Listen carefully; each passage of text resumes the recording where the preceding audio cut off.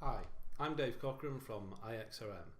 In this video, I'm going to show you how to import account and contact data into your Microsoft Dynamics 365 system. The easiest way to import a file is to take a spreadsheet, populate all of the columns, and then go and save your file.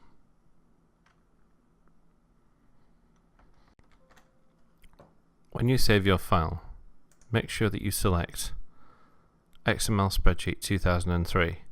You can also use CSV, but I prefer to use XML. Click the Save button and choose Yes.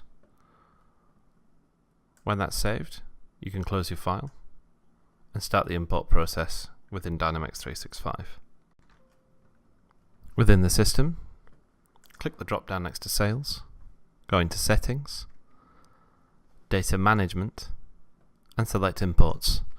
This is the easiest place to do this from, because when you start the import it will appear in this grid and you won't need to go to try to find it. Click the Import button and browse to the file.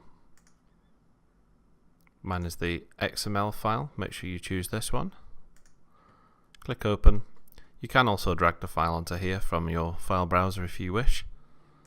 Click Next, and Next again.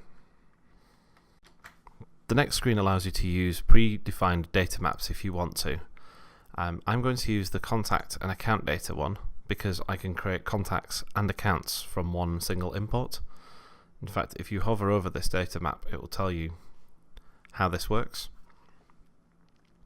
If you were just importing contacts or just importing accounts, I would tend to use this one. Let's go next. So first of all, I'm going to map the account fields, and if I choose here, I'm going to map account name to account name from my spreadsheet into the database. Business phone, if I scroll down here, is main phone on the account record.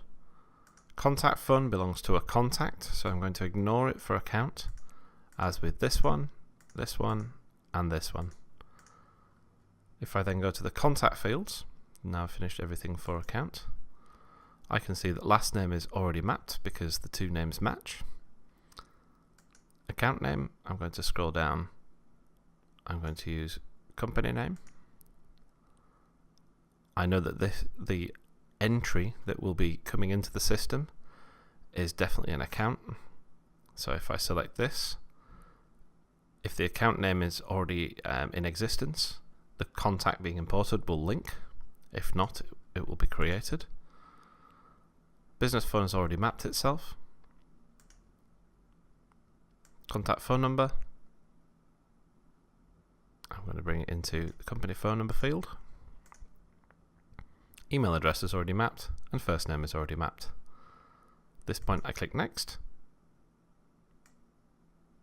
and you can see that the system has split this into two files already by itself, so it will import the account one first to make sure the accounts exist, and then contacts. I'm going to click Next. I'm going to say no, I don't want to allow duplicates, although this is dependent on your duplicate detection settings. Who will own the records on their way in? And also, do I want to give this a name? This will save my mappings in case I need to do the import again. It's good practice to save it, because you don't know when you might need this again. You can always have somebody fill in the same spreadsheet and run the import a second time if you need to. Hit the submit button, and within a few seconds you'll see that it says your data has been submitted. You do get a link here that you can click to pop the screen, but if you just click finish, you remember earlier that I came all the way across to data management and into imports, and the reason I did that was so that I could see the imports actually running. Keep clicking the little refresh in the top corner here, and you'll see that the records transform. They then run through a process of import in a second. Just takes a few seconds to come in, and you'll see within a few seconds, you can see there that something's already completed, which means the account records came in, and now my contacts are completed as well. To go and double check, we'll go to the front end of the system, into sales, and into accounts. And my two examples were glass windows. If I pop into there, you can now see that on the right hand side here, Sue Taylor has been added to glass windows. Just check the import source file to make sure. See glass windows, Sue Taylor, that's been imported. That one is correct, with the phone number as well. And if I go back, I also have my marble patios.